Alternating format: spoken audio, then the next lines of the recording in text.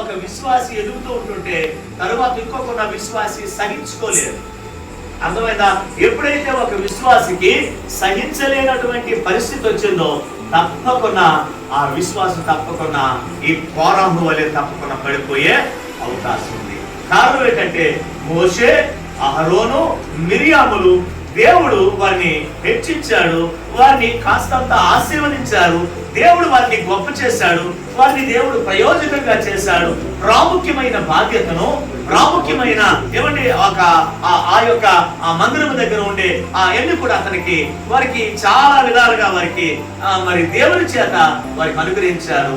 అయితే వారు హెచ్చించబడడం, వారు గొప్ప అవడం, మరి దేవుడు ఈ ముగ్గురు ద్వారా దేవుని యొక్క పని మరింత విస్తృతంగా జరగటం ద్వారా అర్థమైందా? దానిని వారు సహించలేకపోయారు. దేవునికి కోరాహు దాన్ని సహించలేకపోయాడు.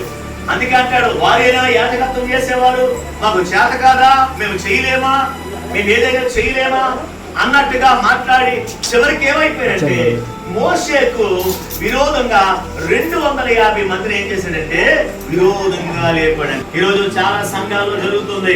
ఏం చేస్తారంటే ఒక్కొక్కరిని ఏం చేస్తున్నారంటే ఏమండి రకరకాలైన మాటల చేత ఆత్మీయంగా ఎదుగుతున్న వారిని, ఆత్మీయంగా బలపడుతున్న అనేకమైన సంఘాలతో ఇటువంటి వారు ప్రవేశించి ఎన్నో పరిచర్యలన్నింటినీ కూడా పతనం చేస్తూ ఉన్నారు. హల్లెలూయా, హల్లెలూయా. ఇప్పుడు కోరాహు చిన్న ప్లాన్ చేయలేదు కానీ చాలా పెద్ద మాస్టర్ ప్లాన్ వేశాడు. ఏంటా మాస్టర్ ప్లాన్ అంటే, ఇదిగో అక్కడున్న యాజకులందరినీ 250 మందిని తన వైపు తిప్పేసుకున్నాడు. దేవునికి స్తోత్రం. ఎంతమంది తిప్పుకున్నా దేవుడు ఏర్పాటు చేసుకున్న వారిని దేవుడు కొంతమందిని దేవుడు ఉంచుతాడు.